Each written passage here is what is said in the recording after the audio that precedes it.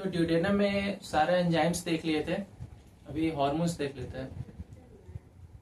Pancreatic juice और intestinal juice. तो जो पैनक्रियाटिक जूस है, इसमें जो प्रोटीन का डाइजेशन होता है वो अमाइनो एसिड में होता है, in the presence of enzyme carboxypeptidase, trypsin और कीमोट्रिप्सिन। इसके बाद triglyceride convert into diglyceride and diglyceride से monoglyceride in presence of lipase.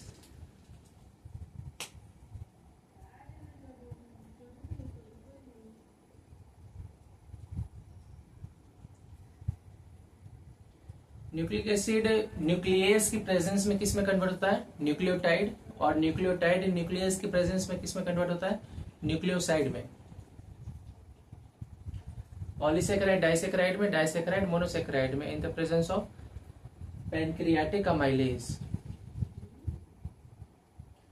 क्योंकि ये पैनक्रियास का हार्मोन है इसलिए पैनक्रियाटिक अमाइलेज, क्योंकि ये कार्बोहाइड्रेट को क्या कर रहा है? तोड़ रहा है। पॉलीसेकेराइड से डाइसेकेराइड, डाइसेकेराइड से मोनोसेकेराइड। इसके बाद इंटेस्टाइनल जूस देख लेते हैं। इंटेस्टाइनल जूस जो है, इसमें फिर प्रोटीन को अमाइनो एसिड में कन्वर्ट किया जा रहा है। अगेन ट्रिप्सिन यहाँ पे रिस्पॉन्सिबल होगा, लेकिन वो कहां से निकलेगा? इंटेस्टाइनल म्यूकोसा से। ट्राइग्लिसराइड, ट्राइग्लिसराइड से डाइग्लिसराइड, डाई से monoglyceride in the presence of lipase. Nucleic acid again nucleus के प्रेजेंस में कन्वर्ट होगा न्यूक्लियोटाइड और न्यूक्लियोसाइड में। ट्राइग्लिसराइड मोनोग्लिसराइड में कन्वर्ट होगा through diglyceride. Sucrose glucose plus fructose में कन्वर्ट होगा।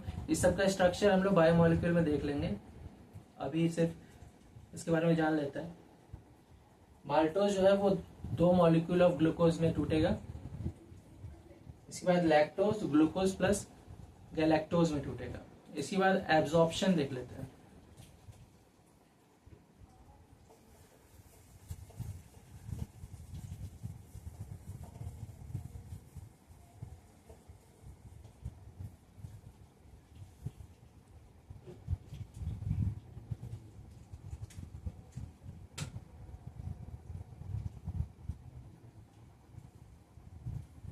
माउथ के लेवल पे क्या एब्जॉर्प्शन होता है?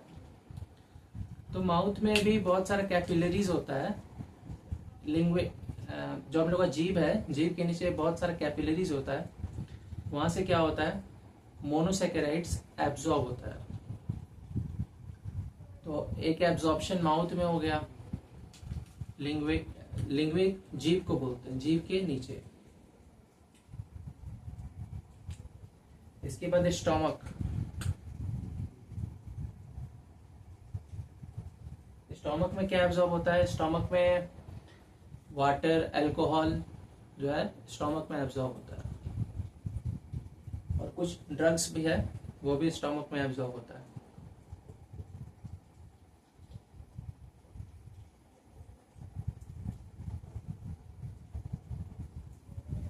स्मॉल इंटेस्टाइन में लगभग सब कुछ एब्जॉर्ब हो जाता है। इसके बाद जैसे protein, fat, carbohydrate, nucleic acid. इसके बाद लार्ज इंटेस्टाइन।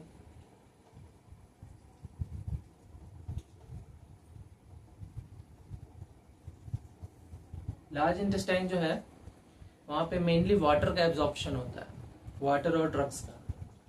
इसके साथ ही कुछ विटामिन भी एब्जॉर्ब होता है, जैसे विटामिन B12 जो इलियम और जेजुनम में एब्जॉर्ब होना रह गया है, वो लार्ज इंटेस्टाइन में B12 एब्जॉर्ब होता है।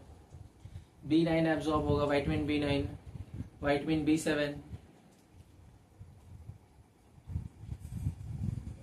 तो ये सब एब्जॉर्प्शन था। अब डिटेल एब्जॉर्प्शन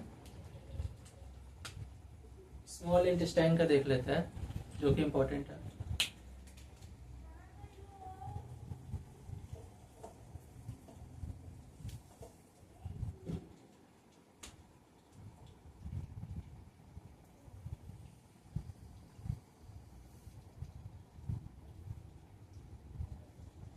इंटेस्टाइनल विल्ली है, विल्ली के अंदर का स्ट्रक्चर देखेंगे।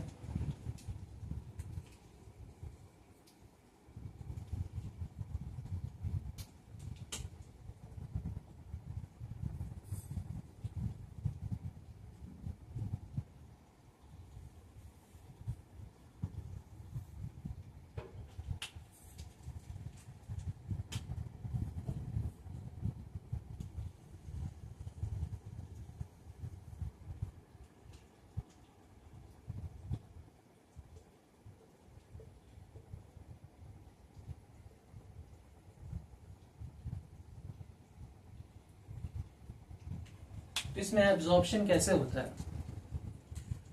तो एब्जॉर्प्शन इसमें डिफरेंट ट्रांसपोर्ट मैकेनिज्म के थ्रू होता है। सबसे पहले देखेंगे सिंपल डिफ्यूजन, फिर फैसिलिटेटेड ट्रांसपोर्ट किस किस मॉलिक्यूल का होता है, फिर एक्टिव ट्रांसपोर्ट किसका होता है। अकॉर्डिंग टू एनसीईआरटी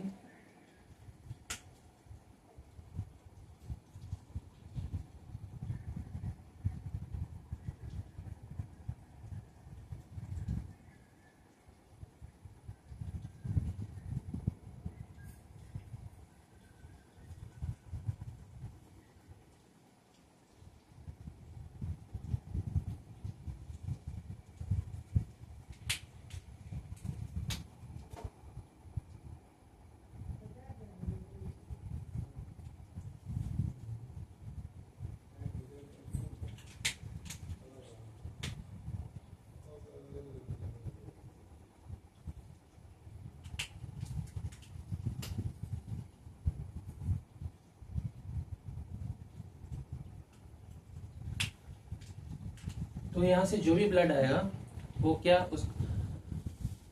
उसमें क्या एब्जॉर्ब हो जाएगा? ग्लूकोज, अमाइनो एसिड और क्लोरीन। ये कैसे एब्जॉर्ब होगा? सिंपल डिफ्यूजन से।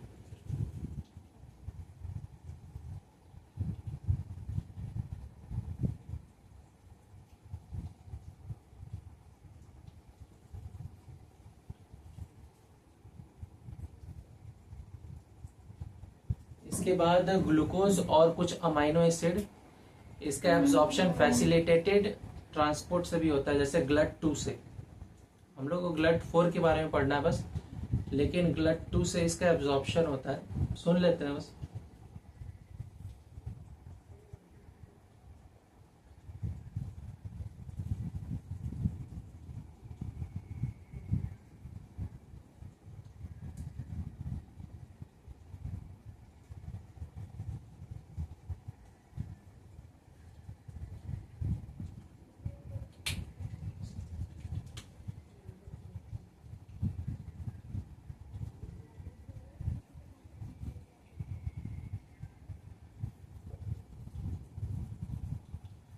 ये फैसिलिटेटेड डिफ्यूजन के थ्रू गया ग्लूकोज और अमाइनो एसिड का मॉलिक्यूल। इसके बाद होता है एक्टिव ट्रांसपोर्ट। तो एक्टिव ट्रांसपोर्ट किसका होता है?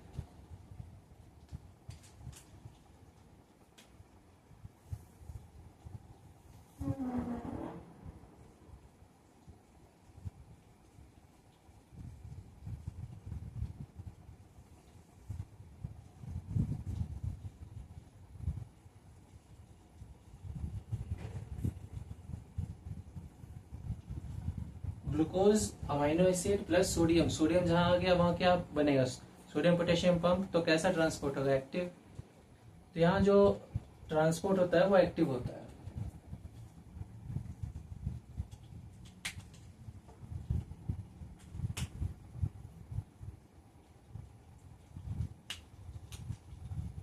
ये एब्जॉर्प्शन था। एक मॉलिक्यूल और रह गया फैट मॉलिक्यूल। फैट का डाइजेशन और एब्जॉर्प्शन कैसे होता है वो देख लेते हैं।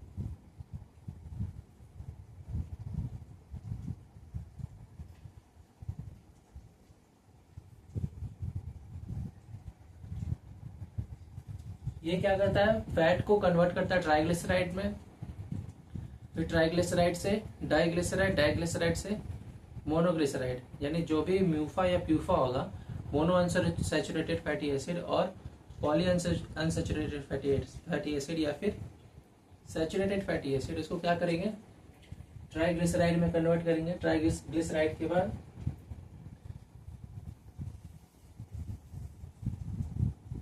इतना स्टेप में उसका क्या होगा, ब्रेकडाउन होगा। ब्रेकडाउन होने के बाद क्या होगा,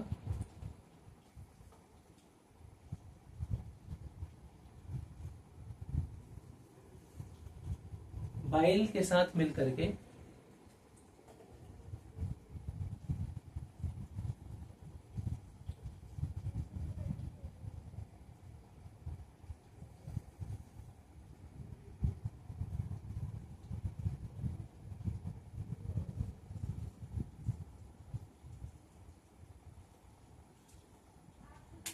ये एक मिसल्स बनाएगा।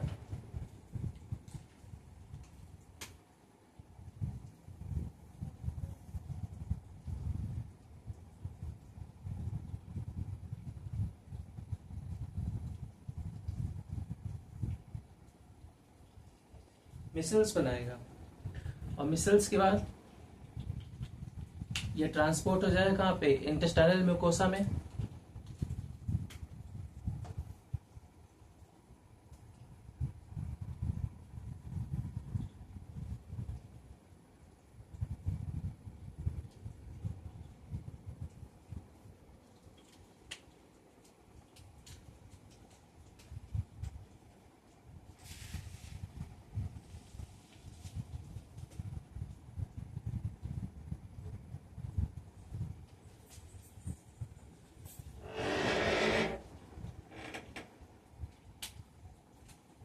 ये ट्रांसपोर्ट कर जाएगा इंटेस्टाइनल म्यूकोसा में, और जैसे ही ये ट्रांसपोर्ट होगा इंटेस्टाइनल म्यूकोसा में, तो वहां पे क्या होगा, वहां जो एससीआर है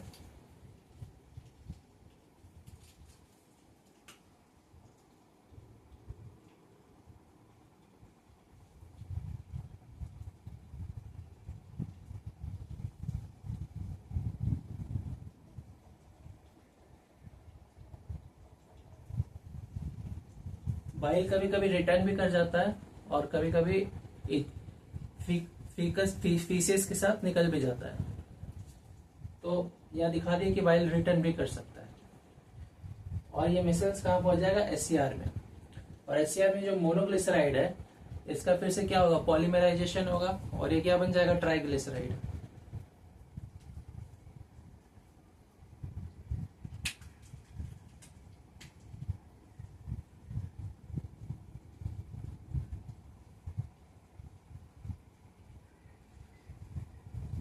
और ये ट्राइग्लिसराइड कहाँ जाएगा फिर, गोल्गी बॉडी के पास।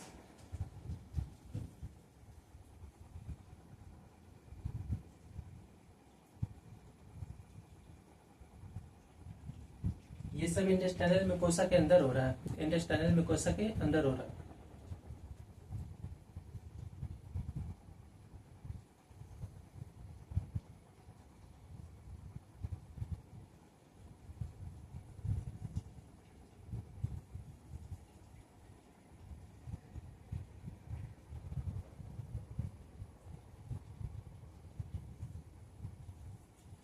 तो यहाँ पे काइलोमाइक्रोन का फॉर्मेशन हुआ।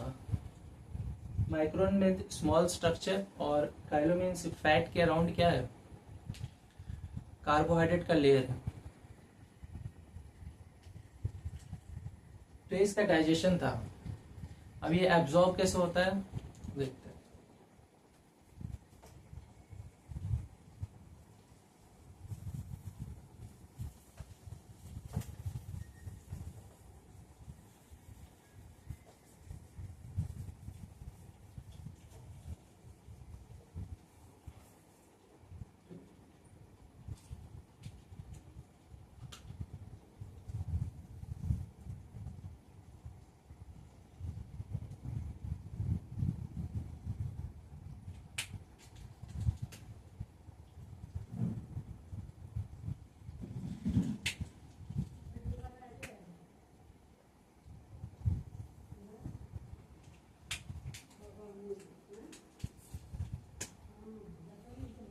ये काइलोमाइक्रोन है। काइलोमाइक्रोन क्या हुआ,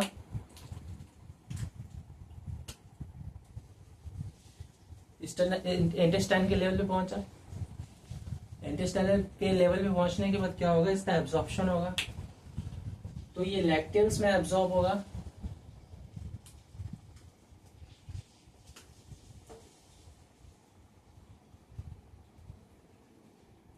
लेकिन लैक्टेल्स में एब्जॉर्ब होने से पहले इसको क्या करना पड़ेगा, मेम्ब्रेन क्रॉस करना पड़ेगा। और मेम्ब्रेन क्रॉस करने के लिए, क्योंकि मेम्ब्रेन कैसा है, लिपिड लेयर का है, तो इसके अराउंड भी क्या होना चाहिए, लिपिड लेयर होना चाहिए। इसलिए इसके अराउंड कार्बोहाइड्रेट का लेयर बनाया गया है ताकि ये इस मेम्ब्रेन को क्रॉस कर सके। एक बार जब ये मेम्ब्रेन क्रॉस कर जाएगा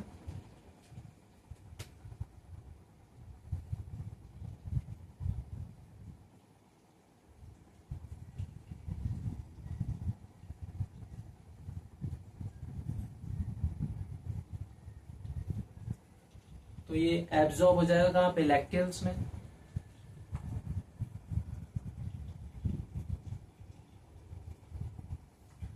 और लैक्टेल्स में इसका एब्जॉर्प्शन हो गया। एब्जॉर्प्शन होने के बाद फिर इसको यूज कर लेगा लिम्फेटिक सिस्टम फैट को।